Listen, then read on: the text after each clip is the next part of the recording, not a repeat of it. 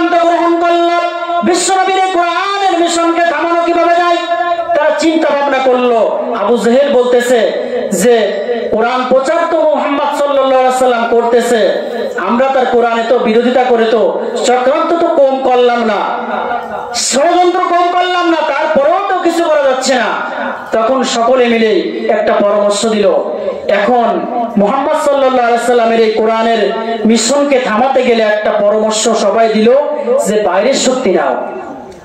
দেখবেন আমাদের দেশে যখন কোন ইসলামিক স্কলার কোরআনের হক কথা বলার জন্য সে জনপ্রিয়তার শীর্ষে যখন চলে যায়, দেখবে সরকার যে এই লোকটাকে থামাতে পারতেছে না, তখন দেখবেন বাইরের সহযোগিতা নেয়। নেয় কিনা বলুন তো? নেয়। তো ওই সময় নেতারা বললো যে বাইরের সহযোগিতা নাও, আমরা তো কিছুই করতে পারলাম না। তো ওই সময় বাইরের সহযোগিতা নিল। সেই সময় পারস্য দেশের বাদশা ছিল হাবিব বিন মালিক। কি নাম বললাম বলুন তো? হাবিব বিন মালিক। ওই হাবিব বিন মালিকের কাছে আবু জেহেল একটা চিঠি লিখেছে, বলতেছে যে বাদশা, আমার দেশে একজন মানুষ নাম তার মুহাম্মদ, সে আমাদের বাপ দাদার ধর্মের উপর চুনকালি মারতেছে, আমাদের বাপ দাদার ধর্মকে নিচ্ছিন্ন করে দিচ্ছে। তা আমার দেশে একটু আসুন, এই মুহাম্মদ নামক এই যুবকটার একটু বিচার করে যান, একটু শায়েস্তা করে যান। জোরে বলবেন না নাউযুবিল্লাহ। তদানীন্তন সময় ওই কাফের বেঈমানেরা মুহাম্মদ সাল্লাল্লাহু আলাইহি সাল্লামের এই কোরআনের মিশনকে থামিয়ে দেওয়ার জন্য তারা এভাবে পরামর্শ করে হাবিব বিন মালিককে চিঠি লিখলো। হাবিব বিন মালিক চিঠিটা পাওয়ার পরে তিনি রাগান্বিত হয়ে গেলেন।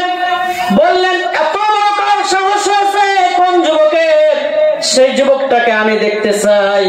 তিনি রাগে অগ্নিশর্মা হয়ে গেলেন। মুহূর্তের মধ্যে বাচ্চা হাবিব বিন মালিক তার সৈন্যদের বললেন যে আমার সৈন্যরা 12,000 সৈন্য, তোমরা এই মুহূর্তে রেডি হয়ে যাও। কয় হাজার সৈন্য?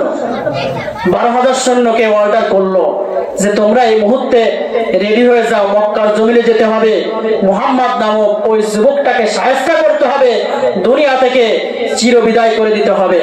আপনারা বলুন, মুহাম্মদ সাল্লাল্লাহু আলাইহি সাল্লাম আল্লাহ রাব্বুল আলামিনের রাসূলকে পৃথিবী থেকে নিচ্ছিন্ন কি কেউ করতে পেরেছে? আজকে কথা বললেন কেন? পেরেছে? আজকে ইসলামী আন্দোলন যারা করতেছে, কোরআনের হক কথা যারা বলতেছে, তাদেরকে তোমরা যারা মিটিয়ে দেওয়ার জন্য চেষ্টা করতেছো বাংলার জমিন থেকে, তোমরা কি কখনো ভেবেছো তোমাদের অবস্থা কি হবে? এই কোরআন পৃথিবী থেকে কেউ কি চিরবিদায় করে দিতে পারবে? জোরে কথা বলেন না কেন? পারবে? তোমরা মানুষদেরকে হত্যা করতে পারবে, you can die the people but you can not die the truth. পৃথিবীর সকল মানুষকে তোমরা হত্যা করতে পারবে, পৃথিবীর সমস্ত মানুষকে তোমরা কারাগারে দিতে পারবে, পৃথিবীর সমস্ত মানুষকে তোমরা ফাঁসিতে ঝুলাইতে পারবে, কিন্তু কোরআনকে তোমরা নিচ্ছিন্ন করে দিতে পারবে না। জোরে কথা বলুন, ঠিক কিনা? কোরআন, এই কোরআনটা নাজিল করেছেন কে? আচ্ছা, কোরআন আপনি যতই সরকারি বাহাদুরি করেন না কেন, আজকের ক্ষমতার বাহাদুরি করেন, আবু জেহেল তিনি কি মানে আমাদের প্রধানমন্ত্রীর সাথে শক্তিশালী কম ছিলেন না বেশি ছিলেন? কথা আসতে বলেন কেন? আপনারা কি রোজা রেখেছেন? রোজার মাসটা এসে গেছে, কিন্তু এখনই কি রোজা রাখা শুরু করেছেন নাকি? কথা জোরে না বললে কি বুঝি? আবু জেহেল কি শক্তিশালী কম ছিল না বেশি ছিল? বেশি ছিল। তা আবু জেহেল কি কোরআন কি বন্ধ করতে পেরেছে? আপনারা কি মনে করেন যে কোরআনের পাখিদেরকে ফাঁসি দিয়ে, কোরআনের পাখিদেরকে জেলে দিয়ে কোরআনের আন্দোলন কি বাংলার জমিন থেকে কি নিচ্ছিন্ন করা যাবে? যাবে না। আল্লাহ রাব্বুল আলামিন কোরআনে কারীমের মধ্যে বলেছেন যে হুয়াল্লাযী আরসালা রাসূলাহু বিল হুদা ওয়া দীনিল হক লিইয়ুযহিরাহু আলাদ-দীনি কুল্লিহি ওয়ালাউ কারিহা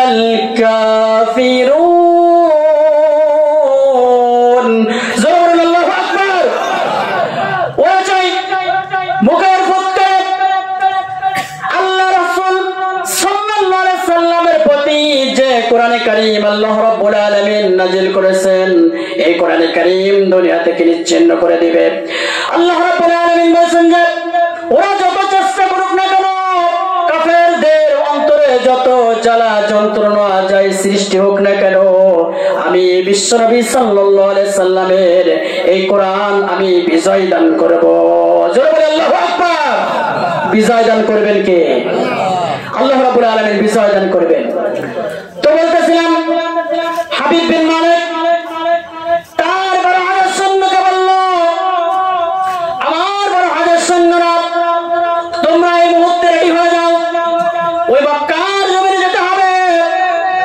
মক্কার জমিনে যে মুহাম্মদ নামক যে যুবকটি হয়েছে, মুহাম্মদ নামক ওই যুবকটিকে শায়েস্তা করতে হবে। 12,000 সৈন্য রেডি হয়ে গেল। ইন দ্য মিন টাইম 12,000 সৈন্য রেডি হওয়ার পরে তারা চলে গেল।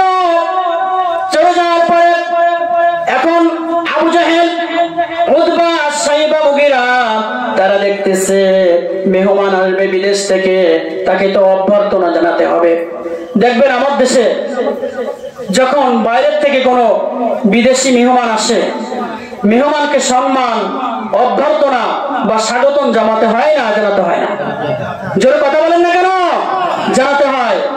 তো বিদেশি মেহমান যখন হাবিব বিন মালিক আসতেছে, এদিকে আবু জেহেল ভাবতেছে বাচ্চাকে তো আমি খবর দিয়েছি, বাচ্চা যেহেতু আসবে সেহেতু তাকে অভ্যর্থনা জানাতে হবে, সম্মান জানাতে হবে, এজন্য বিশাল একটা মঞ্চের আয়োজন করেছে।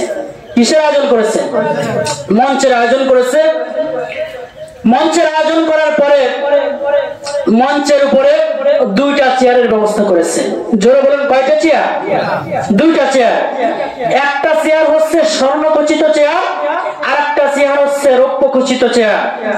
স্বর্ণখচিত চেয়ারে বসাবেন হচ্ছে বিদেশি মেহমান বাচ্চা হাবিব বিন মালিককে, আর রৌপ্যখচিত চেয়ারে আবু জেহেল নিজেই বসবে।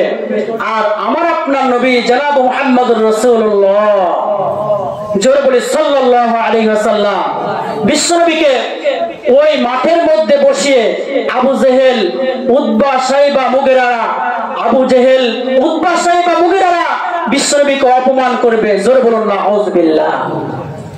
আপনাদের কি মনে হচ্ছে আপনার আমার নবী জনাব মুহাম্মদ রাসূলুল্লাহ সাল্লাল্লাহু আলাইহি ওয়াসাল্লাম অপমানিত হবেন, আর আল্লাহ তাআলা এটা চেয়েছে দেখবেন? সম্মানিত আল্লাহ তাআলা করতে পারেন না? পারেন না?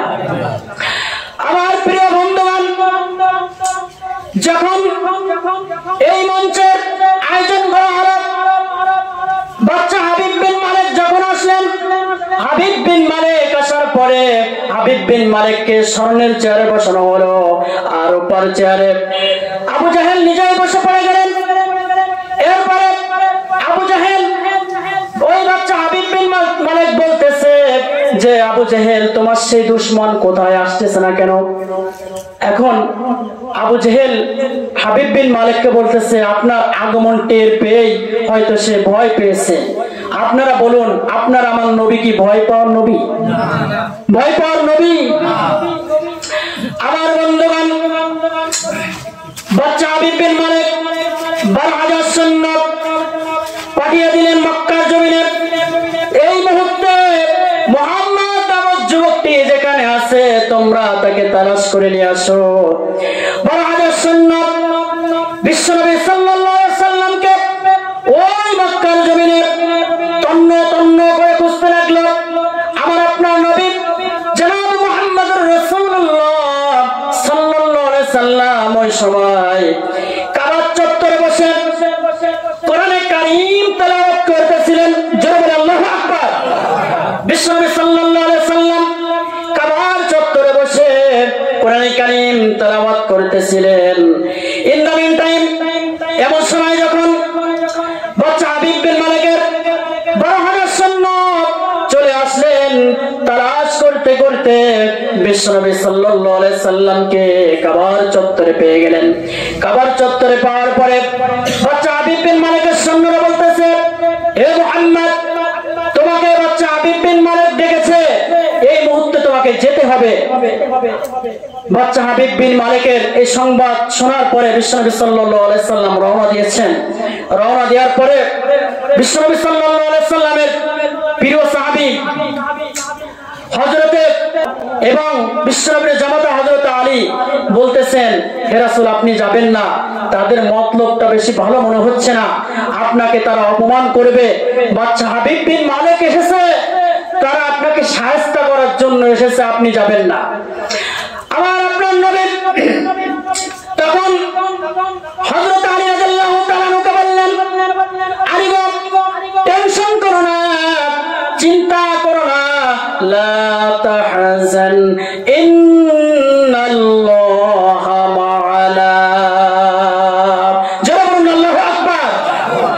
টেনশন করো না, চিন্তা করো না, আমার রব্বুল আলামিন আমার সাথে আছেন। জোরে বলুন আল্লাহু আকবার। আল্লাহ যদি কারোর সাথে থাকেন, সারা পৃথিবীব্যাপী যদি তার বিরুদ্ধে কেউ ষড়যন্ত্র করে, তাহলে তাকে কেউ কিছু করতে পারবে? ষড়যন্ত্রকারীদের আল্লাহ রাব্বুল আলামিন ষড়যন্ত্রের জাল থেকে বিশ্বনবীকে যিনি হিফাজত করবেন তিনি কে? আমার বন্ধুগণ, বিশ্বনবী রওনা দিলেন। বিশ্বনবী রওনা দিয়েছেন। রওনা দেওয়ার পরে বাদশা হাবিব বিন মালিক দেখতেছে হযরত আবু বকর রাদিয়াল্লাহু তাআলা কে সঙ্গে নিয়ে বিশ্বনবী হাঁটতেছেন। আমার নবী জনাব মুহাম্মদুর রাসূলুল্লাহ সাল্লাল্লাহু আলাইহি সাল্লামকে আল্লাহ রাব্বুল আলামিন এত সুন্দর করে সৃষ্টি করেছিলেন। পৃথিবীর মধ্যে সবচাইতে সেরা সুন্দর ছিলেন বিশ্বনবী সাল্লাল্লাহু আলাইহি সাল্লাম।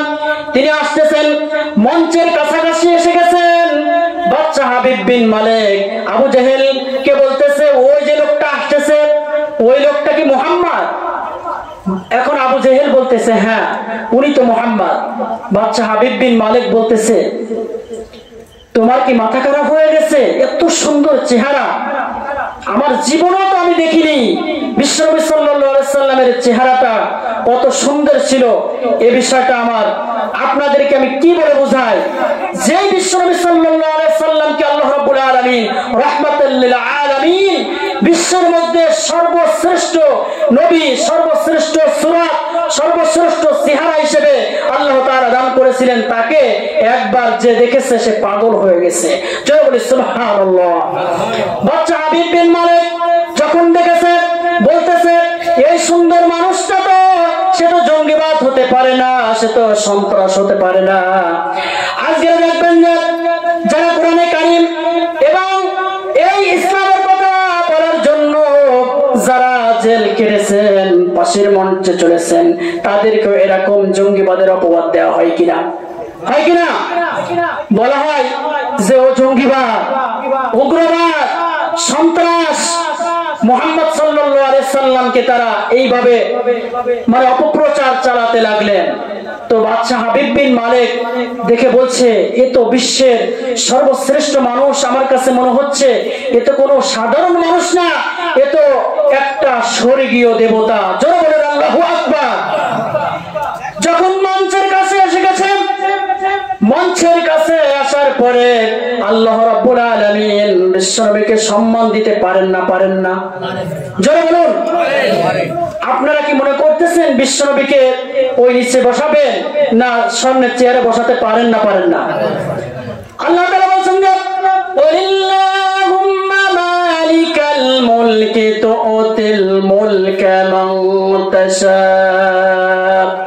আল্লাহ তাআলা যাকে ইচ্ছা করেন তাকে চেয়ারে বসাতে পারেন, আর যাকে ইচ্ছা করেন কান ধরে চেয়ার থেকে নামায় দিতে পারেন না? পারেন না? আজকে চেহারায় বাহাদুরি করছো, ক্ষমতার বাহাদুরি করছো, ক্ষমতার বাহাদুরি করো না। আবু জেহেল, উতবা, শাইবা, মুগিরারা এই চেহারে বসে তারাও বাহাদুরি করতো। তাদের সেই চেহার থেকে নিচ্ছিন্ন যিনি করেছিলেন তিনি কে? তো এই জন্য ক্ষমতার উৎস হচ্ছে আল্লাহ। ক্ষমতার উৎস কে? তো আল্লাহ রাব্বুল আলামিন বিশ্বনবীকে কেমন করে সম্মান দান করলেন দেখুন। যখন মঞ্চের কাছে বিশ্বনবী আসলেন, বিশ্বনবী আসার পরে ওই বাদশা হাবিব বিন মালিক যখন বিশ্বনবীকে একেবারে কাছ থেকে দেখতে পেলেন, তখন বললেন যে, হে মুহাম্মদ আব্দুল্লাহর বেটা, আপনার হাতটা আমার সাথে মিলিয়ে দিন। জোরে বলেন আল্লাহু আকবার। আপনার হাতটা একটু বাড়িয়ে দিন। বিশ্বনবী হাতটা বাড়িয়ে দিলেন, এক টান দিয়ে বিশ্বনবীকে স্বর্ণের চেয়ারে বসিয়ে দিয়েছে। সম্মান যিনি দান করলেন তিনি কে? বাচ্চা হাবিব বিন মালিক বলতেছে, এ তো স্বর্ণের মানুষ, এটা তো পৃথিবীর সেরা মানুষ, ও দেখেই ওর মানে কাজ হয়ে গেছে। এই মানুষটা কোনোদিন তো জঙ্গিবাদ হতে পারে না, সন্ত্রাস হতে পারে না, এ তো কোনো রাজাকার হতে পারে না, ও দেখেই ও পাগল হয়েছে, ওর মধ্যে আল্লাহ রাব্বুল আলামিন হিদায়াত দান করেছেন। জোরে বলে আল্লাহু আকবার। আবু জেহেল বলতেছে, কি ব্যাপার, বাইরে থেকে মেহমান আনলাম একে অপমান করার জন্য, এখন অপমান দেয় আমাকে করতেছে। অপমান সে নিজেই হচ্ছে না, অপমান করতে চেয়েছিল কাকে বলুন তো? বিশ্বনবী সাল্লাল্লাহু আলাইহি সাল্লামকে। এখন আবু জেহেল নিজে অপমানিত হচ্ছে। স্বর্ণের চেয়ার বসিয়ে দিলেন আর রূপার চেয়ার বসাছিলেন আবু জেহেল। আবু জেহেল দেখতেছে যে মেহমান যিনি, তাকে তো আমি তো আর বসতে পারি না রূপার চেয়ারে, তা মেহমানকে রূপার চেয়ারে বসিয়ে দিলেন আর আবু জেহেল ওই মাঠে যে বসে পড়লেন। আল্লাহু আকবার। সম্মান যিনি দান করলেন তিনি কে? এই সম্মান দিতে আল্লাহ তাআলা যারা কোরআনের পাখি রয়েছেন তাদেরকে সম্মান দিতে পারেন কে? তাদেরকে অনেক সম্মান দিচ্ছেন। যে হাদিসটা আমি পড়েছি, দেখুন, যারা কোরআনের ময়দানে থাকে, কোরআনের হক কথা যারা বলে, কোরআনের জন্য যারা আন্দোলন করে, কোরআনের জন্য যারা শহীদ হয়, তারা কিন্তু মরে না। তারা কি মরে? জোর কথা বলেন না কেন? মরে। এই দেখেন, এই কোরআনে কারীম, এই কোরআনটা নাজিল করেছেন কে? কোরআনের মধ্যে জিহাদ সংক্রান্ত আয়াত আছে 500-এরও বেশি। কয়শোরও বেশি? 500-এরও বেশি। আর নামাজ পড়ো, নামাজ কিন্তু পড়তে বলেননি আল্লাহ তাআলা, নামাজ কায়েম করতে বলেছেন। কি বলেছেন বলুন তো? কায়েম করতে বলেছেন। আকিমুস সালাহ, নামাজ কায়েম করো। তো এই জিহাদ সংক্রান্ত আয়াতে কারিমা রয়েছে 500, তার অধিক আয়াত রয়েছে জিহাদ সংক্রান্ত কোরআনে কারীমের। আল্লাহ তাআলা বড় বড় কয়েকটা সূরা দিয়েছেন। সূরাতুল আনফাল, সূরাতুস সাফ, সূরা মুহাম্মাদের অপর নাম হচ্ছে সূরাতুল কিতাল, সূরা তাওবা যেটা তাবুক যুদ্ধকে কেন্দ্র করে নাজিল হয়েছে।